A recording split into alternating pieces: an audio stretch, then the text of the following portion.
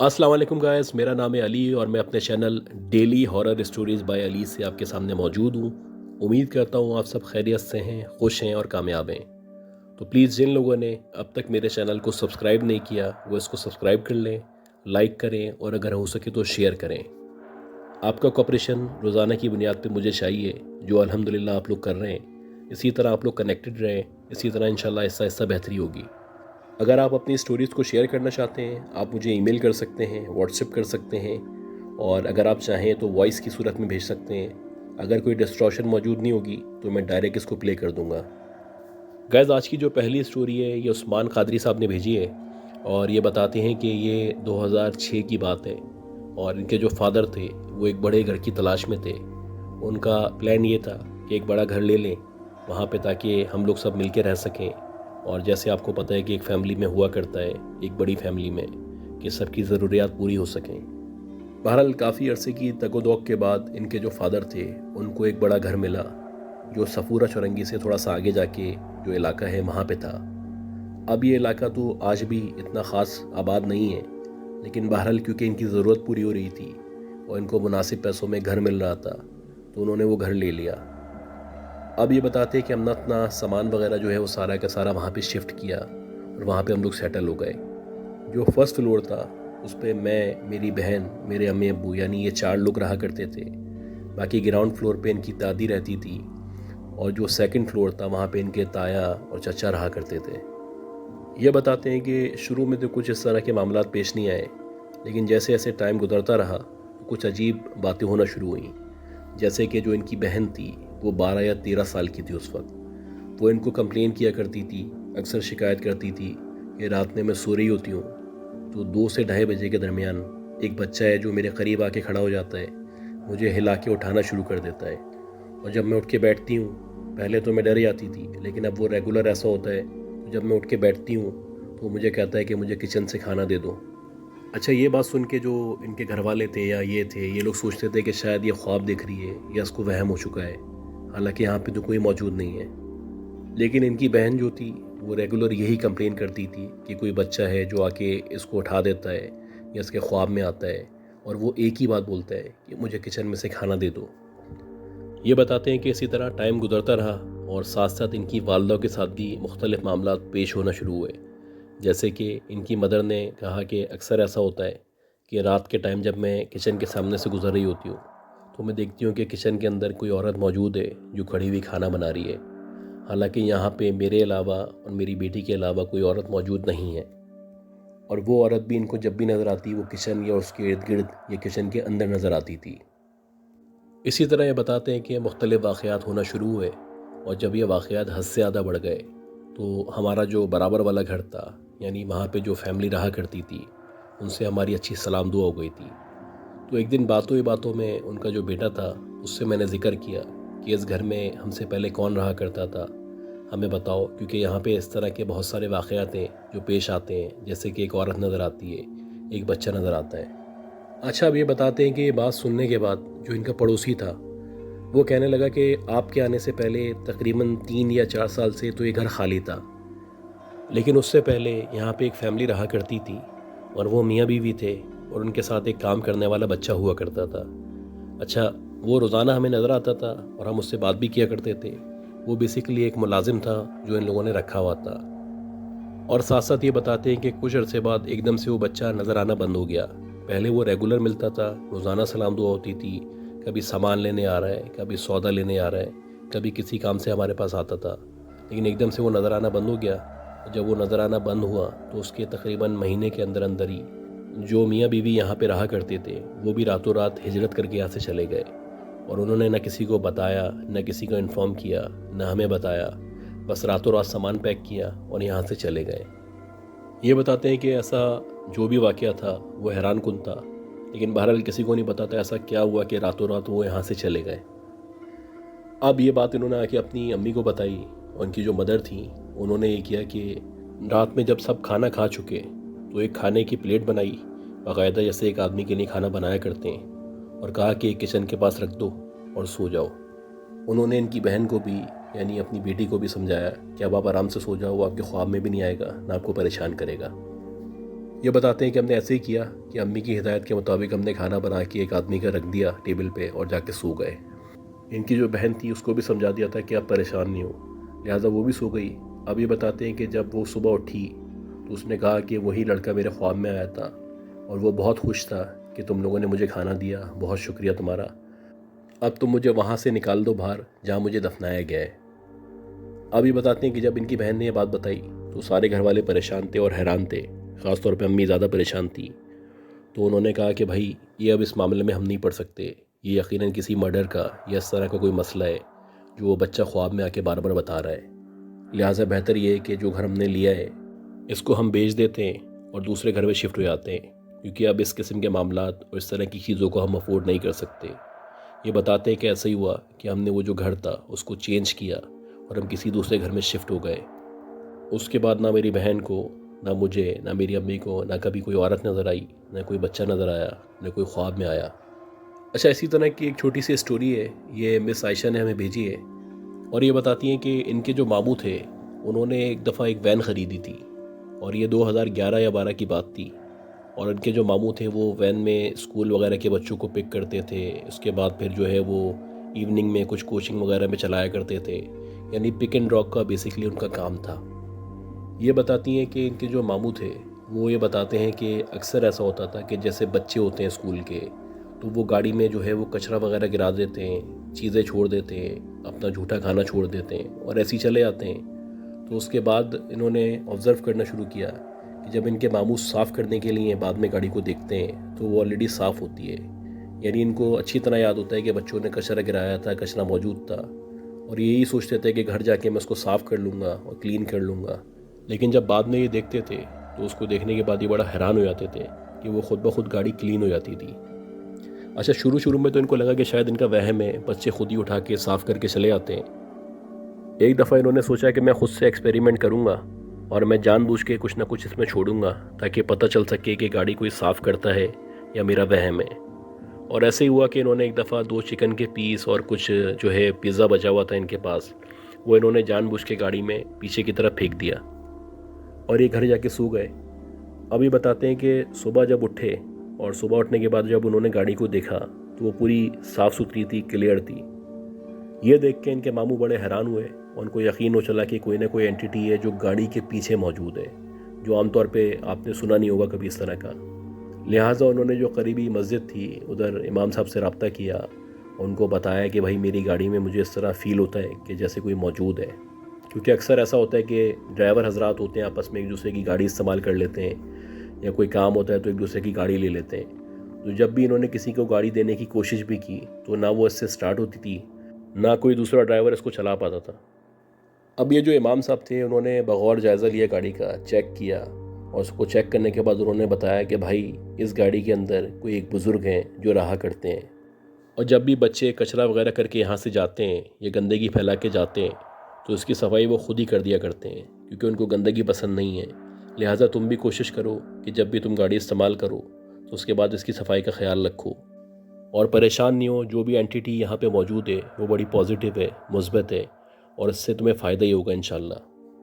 اور ایسے ہی ہوا کہ کافی عرصے تک ان کے جو ماموں تھے انہوں نے اس گاڑی کو اپنے پاس رکھا، اور جب تک وہ گاڑی ان کے پاس موجود رہی اس دورانیے میں ان کا کاروبار بھی گرو کرتا رہا، یہ آگے کی طرف بڑھتے گئے، اور ان کی جو ایک گاڑی تھی اس سے ان کی 7 گاڑیاں ہو گئیں، اور یہ ہمیشہ کامیاب ہوتے رہے۔ تو اسی طرح بہت سارے واقعات ہیں جو آپ کی زندگی میں پیش آیا کرتے ہیں، جن پہ بلیو کرنا عام طور پہ ممکن نہیں ہوتا۔ اچھا گائز، آج کی جو تیسری اسٹوری ہے یہ بہت ہی انٹرسٹنگ اسٹوری ہے۔ یہ ایک ہماری بہت پرانی لسنر ہیں، بہت اچھی، بہت سپورٹیو خاتون ہیں، اور وہ شروع سے ہمیں سپورٹ کرتی ہیں، اور انہوں نے بہت اچھا رول پلے کیا ہے ہمیں سپورٹ کرنے میں۔ ان کی اسٹوری جو ہے بڑی انٹرسٹنگ اسٹوری ہے، اور وہ نہیں چاہتی کہ میں ان کا نام لوں، تو لہٰذا ان کی اسٹوری کی طرف ہم چلتے ہیں۔ یہ بتاتی ہیں کہ ان کا جو تعلق ہے وہ انڈیا سے ہے، اور انڈیا میں جو ہے ایک مدھیہ پردیش جگہ ہے، اور مدھیہ پردیش کے اندر ایک بھوپال شہر ہے، تو یہ وہاں رہا کرتی ہیں اور یہ بہت عرصے سے وہاں پہ مقیم ہیں۔ یہ بتاتی ہیں کہ ان کے ساتھ ان کی والدہ موجود ہوتی ہیں، اور ان کا جو روم ہے یہ اپنی والدہ کے ساتھ شیئر کیا کرتی ہیں۔ اب ان کا بیسکلی ایک اپارٹمنٹ ہے جو کہ گراؤنڈ فلور پہ موجود ہے۔ یہ واقعہ جو ان کے ساتھ پیش آیا، یہ کرونا جب شروع ہوا تھا، نیا کرونا آیا تھا 2019 میں، تو اس وقت یہ واقعہ پیش آیا تھا۔ یہ بتاتی ہیں کہ ان کا جو روم ہے اس کا اسٹرکچر اس طرح سے ہے کہ ایک تو وہ گراؤنڈ فلور پہ ان کا اپارٹمنٹ موجود ہے، دوسری چیز یہ ہے کہ جو ان کا روم ہے وہاں پہ ایک بیڈ لگا ہوا ہے جو ونڈو کے ساتھ ہے، اور یہ اسی بیڈ کو اپنی مدر کے ساتھ شیئر کیا کرتی ہیں۔ اچھا، ساتھ ساتھ یہ بتاتی ہیں کہ رات میں جب ٹائم ہوتا ہے سونے کا تو ہم وہ جو ونڈو ہے اس کو بند کر دیتے ہیں، اور ونڈو کے ساتھ ہی ایک کولر موجود ہے، اور کبھی کبھی ایسا ہوتا ہے کہ جیسے بارش ہوتی ہے تو جب وہ بارش ہوتی ہے تو کولر پہ پانی گرتا ہے اور اس کی آواز سے ان کو پتہ چل جاتا ہے کہ بارش ہو رہی ہے۔ یہ اسی طرح کے دن تھے، بارشوں کے دن تھے، کورونا کا سلسلہ چل رہا تھا، اور یہ لوگ اسی طرح رات میں سونے کی تیاری کر رہے تھے اور سو چکے تھے۔ اچھا، یہ بتاتی ہیں رات کے 3-4 بجے کے درمیان کا ٹائم تھا، اور ان کو ایسا احساس ہوا جیسے پانی کے گرنے کی آواز آتی ہے، ٹھپ ٹھپ ٹھپ اس طرح کر کے پانی کی آواز آنے لگی۔ پہلے تو ان کو لگا کہ بارش ہو رہی ہے، یہ اٹھیں، انہوں نے تھوڑا سا ایسی ادھر ادھر نظر ماری، اس کے بعد یہ دوبارہ لیٹ گئیں اور انہوں نے سوچا کہ بارش ہو رہی ہے، میں دوبارہ سو جاتی ہوں۔ یہ بتاتی ہیں کہ تھوڑی دیر ہی ہوئی تھی میری آنکھ لگے ہوئے کہ دوبارہ سے مجھے اس طرح کی آواز آنے لگی جیسے پانی گر رہا ہے، اور باقاعدہ اب احساس ہونے لگا کہ کوئی بہت زور سے یا تو بجا رہا ہے یا پانی اتنی زور سے گر رہا ہے کہ اب نیند نہیں آ سکے گی۔ انہوں نے کافی غور کے بعد اٹھنے کا فیصلہ کیا، یہ اٹھیں، اٹھ کے انہوں نے جا کے وہاں پہ دیکھا، پردہ ہٹایا اور چیک کیا تو وہاں پہ بارش نہیں ہو رہی تھی، لیکن مسلسل ان کو اس طرح کی آواز آ رہی تھی۔ اور اسی دورانی میں جب وہ پردہ ہٹا کے جھانک رہی تھیں، باہر کی طرف دیکھ رہی تھیں، تو پھر دوبارہ سے ٹھپ ٹھپ کر کے اس طرح آواز آنا شروع ہوئی۔ اب شور اس قدر بڑھ چکا تھا کہ جو ان کی مدر سو رہی تھیں ان کی بھی آنکھ کھل گئی، اور جب وہ اٹھیں اور پوچھنے لگیں کہ یہ آواز کہاں سے آ رہی ہے تو انہوں نے بتایا کہ یہ جو آواز یہ کھڑکی کی طرف سے آ رہی ہے، اور مسلسل کوئی کھڑکی کو ایسا لگ رہا ہے پیٹ رہا ہے۔ ان کی امی پہلے تو پریشان ہوئی، اب ظاہر سی بات ہے رات کے اس پہر میں کسی کے آنا ممکن نہیں تھا، یہ دونوں ڈر چکے تھے، لیکن پھر بھی ان کی امی نے فیصلہ کیا کہ میں جا کے دیکھتی ہوں اور چیک کرتی ہوں کون موجود ہے، یا کم از کم وہاں جا کے پوچھتی ہوں کہ کون ہے، پتہ تو چلے۔ اب جب ان کی مدر ہمت کر کے اٹھیں اور وہاں پہ جا کے انہوں نے جا کے پوچھا کہ بھائی کون ہے، تو وہاں سے کوئی جواب نہیں آیا۔ جب انہوں نے دوبارہ پوچھا تو کوئی جواب نہیں آیا، اور اسی دورانیے میں دوبارہ سے کوئی زور زور سے اپنا ہاتھ کھڑکی پہ مارنے لگا۔ یہ بتاتی ہیں مسلسل آواز آ رہی تھی کہ جیسے کھڑکی پہ کوئی بہت زور زور سے ہاتھ مار رہا ہے یا پیٹ رہا ہے اس کو۔ اسی دورانیے میں انہوں نے اپنی مدر کو کہا کہ آپ ادھر آ جائیں۔ یہ بھی ڈر چکی تھیں، ان کی مدر بھی ڈر چکی تھیں۔ ان لوگوں نے سوچا کہ اب آیات وغیرہ پڑھتے ہیں، لہٰذا ان لوگوں نے آیات وغیرہ پڑھنا شروع کی، چاروں کل پڑھنے شروع کیے، اور اس کے باوجود بھی یہ بتاتی ہیں کہ 10-15 منٹ تک مسلسل آواز آتی رہی، اور وہ آواز آتے آتے آہستہ آہستہ ختم ہو گئی۔ اب جب ان کو یقین ہو چلا کہ اب وہ آواز نہیں آ رہی ہے تو جیسے تیسے ہمت کر کے آیات وغیرہ پڑھتے پڑھتے یہ لوگ سو گئے اور ان کی آنکھ لگ گئی۔ اس کے بعد یہ بتاتی ہیں کہ ہم لوگوں نے اپنا روٹین بنا لیا کہ ہم روزانہ تلاوت کیا کرتے، روزانہ آیات پڑھا کرتے، روزانہ چاروں کل پڑھا کرتے اور حصار کر کے سویا کرتے، اور اللہ کا شکر ہے کہ یہ جو کچھ ہم کر رہے تھے اس سے اتنا فائدہ ہوا کہ اس طرح کے واقعات اور معاملات کا ہمیں دوبارہ سامنا نہیں کرنا پڑا۔ اچھا، آج کی جو چوتھی سٹوری ہے، یہ جو سٹوریز جتنی بھی تھیں ذرا چھوٹی چھوٹی سی سٹوریز تھیں، تو میں نے سوچا کہ ان کو ایک ساتھ میں پریزنٹ کر دیتا ہوں۔ چوتھی سٹوری جو ہے یہ بہت ہی انٹرسٹنگ سٹوری ہے، اور یہ ہمیں بھیجی ہے مس مریم نے۔ یہ بتاتی ہیں کہ یہ 1997 یا 8 کی بات ہے۔ ان کی جو خالہ تھیں وہ ایک سرکاری اسکول میں ایک بہت بڑی پوزیشن پہ تھیں، اور مختلف ایونٹس جیسے سرکاری اسکولوں میں ہوا کرتے تھے، جیسے نیشنل ڈیز ہوتے ہیں یا ہالیڈیز ہوتے ہیں، عید وغیرہ ہوتی ہے، یا جو بھی پروگرامز ہوا کرتے ہیں، اسی طرح کے جو بھی دن آتے تھے اس میں جو بھی تقاریب ہوا کرتی تھیں، تو ان کی جو خالہ تھیں وہ ان کو اپنے ساتھ لے جایا کرتی تھیں۔ وہ چاہتی تھی کہ ان کے ساتھ جائیں اور لوگوں سے ملیں گھلیں، اور ایسا ہی ایک پروگرام تھا، شاید وہ وہاں کی جو ہیڈ مسٹریس تھیں ان کا کوئی ایونٹ تھا یا ان کی کوئی خوشی تھی، تو انہوں نے ایک دعوت رکھی ہوئی تھی، اور اس میں سارے کے سارے جو ٹیچرز تھے وہ تو تھے ہی، ساتھ ساتھ جو بچے تھے وہاں پہ ان بچوں کے لیے بھی کھانے پینے کا انتظام کیا گیا تھا۔ یہ بتاتی ہیں جو اسکول کا اسٹرکچر تھا وہ بنیادی طور پہ ایک بہت ہی بڑے کیسل نما اسٹرکچر پہ تھا، اور دیکھ کے بظاہر ایسا لگتا تھا کہ کوئی بہت بڑا سا قلعہ ہے، کوئی ایسی جگہ ہے جو بہت پرانی سی ہے، اس کو اسکول میں تبدیل کر دیا گیا ہے۔ اب یہ گئیں وہاں پہ، جو لڑکیاں ان کی عمر کی تھیں ان سے ان کی انڈرسٹینڈنگ ہو گئی، سلام دعا ہو گئی۔ آپ کو پتہ ہے کہ کم عمر میں عام طور پہ ایسا ہی ہوا کرتا ہے کہ بچے جہاں بھی جاتے ہیں وہاں جا کے فوراً سے دوستیاں قائم کر لیتے ہیں، تعلقات بن جاتے ہیں، کھیلنا شروع کر دیتے ہیں۔ ایسے ہی انہوں نے کیا کہ وہاں پہ جو بھی لڑکیاں وغیرہ موجود تھیں ان کے ساتھ کھیلنے لگیں اور باتوں باتوں میں وہ جو لڑکیاں تھیں انہوں نے ان کو بتایا کہ ایک حصہ اس طرح کا ہے یہاں پہ جو ایک اسٹور روم کی طرح ہے، اس کو وہاں پہ بند کر دیا گیا ہے۔ جب یہ بات انہوں نے اپنی جو لڑکیاں تھیں دوست سے جو بن گئی تھیں ان سے سنی تو ان کی کیونکہ طبیعت بڑی کیوریس تھی تو انہوں نے وہی سب سوالات کرنا شروع کر دیے کہ ایسی کون سی چیزیں، ایسے کون سے معاملات ہیں کہ جن کی بنا پہ یہ جو اسٹور ہے اس کو بند کر دیا گیا ہے، یا ایسا کیا کچھ ہوا تھا کہ اس کو استعمال نہیں کیا جاتا۔ اب وہ جو لڑکیاں تھیں جو ان کی ہم عمر تھیں وہ پہلے کوشش کرنے لگیں کہ ان کو کم سے کم معلومات دیں یا نہ بتائیں، لیکن کیونکہ ان کی طبیعت تھی یہ ایک سوال کو مسلسل دہرائے جا رہی تھیں تو بالآخر ان لڑکیوں نے بتایا کہ مختلف باتیں ادھر کے بارے میں مشہور ہیں، اور یہ بھی کہا جاتا ہے کہ یہاں پہ کبھی کسی بچی نے خودکشی کی تھی۔ اچھا، یہ بات سن کے تھوڑا سا ان کو عجیب سا لگا کہ اگر یہ اسٹور روم ہے تو یہاں پہ ایک بچی خودکشی کیسے کر سکتی ہے۔ بہرحال انہوں نے مزید سوالات کیے تو ان کو بتایا گیا کہ پہلے یہ باقاعدہ کلاس تھی، اور اس کے بعد جب اس لڑکی نے، اس بچی نے خودکشی کی تھی تو اس کے بعد اس کو اسٹور روم میں تبدیل کر دیا گیا تھا، اور اسٹور روم بننے کے بعد بھی جب مختلف واقعات پیش آنے لگے تو اس اسٹور روم کو بند کر دیا گیا تھا۔ اب ان کی جو طبیعت تھی اس کے مطابق یہ لڑکیوں سے ضد کرنے لگیں کہ چلو وہاں پہ چل کے دیکھتے ہیں، تھوڑا ایکسپلور کرتے ہیں۔ اب جتنے بھی لوگ ٹیچرز وغیرہ آئے ہوئے تھے، رات کا ٹائم تھا، ظاہر سی بات یہ تقریب چل رہی تھی تو سب کا فوکس جو تھا وہ ایونٹ کی طرف تھا، سب کا دھیان وہاں پہ تھا، کوئی بھی بچوں کی طرف یا جو بچے کھیل رہے ہیں اس طرف دھیان نہیں دے رہا تھا۔ تو ان سب سے نظر بچا کے یہ جو بھی دوست بنے تھے، جو بھی اسٹوڈنٹ تھے، یہ سارے کے سارے اس طرف چلے گئے جہاں پہ وہ اسٹور روم موجود تھا۔ اچھا، اس کے بعد یہ ہوا کہ ایک حد تک باقی ساری لڑکیاں آگے گئیں، اس کے بعد انہوں نے بول دیا کہ بھائی اب یہاں سے آگے جائیں گے تو وہ کلاس یا وہ اسٹور روم شروع ہو جائے گا جہاں پہ اس بچی نے یا اس لڑکی نے خودکشی کی تھی، ہم مزید آگے اب نہیں جا سکتے۔ اب ان کا جو نیچر تھا بڑا چیلنجنگ نیچر تھا، تو انہوں نے دوسرے لوگوں کا مذاق اڑانا شروع کر دیا اور کہنے لگیں کہ تم لوگ ڈر گئے ہو، تم لوگ بہت ڈرپوک ہو، دیکھو میں ابھی آگے جا کے دکھاتی ہوں۔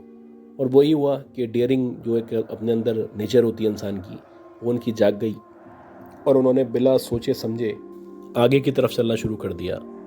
اب یہ بتاتی ہیں کہ میں مزید آگے چلی گئی، میرے پاس اپنی جو خالہ تھیں ان کا ایک موبائل موجود تھا،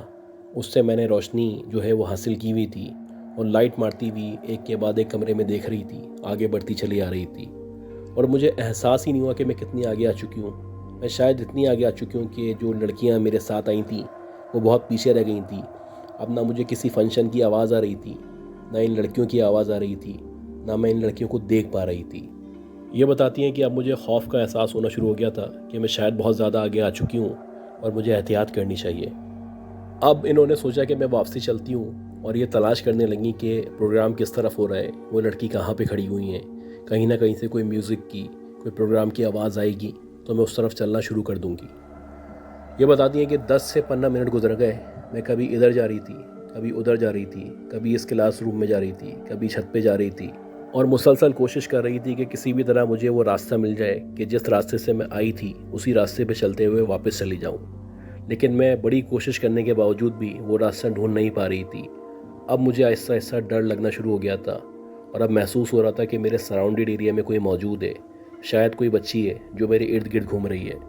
یہ بتاتی ہیں کہ کافی کوشش کرنے کے باوجود مجھے وہ راستہ نہیں مل پا رہا تھا۔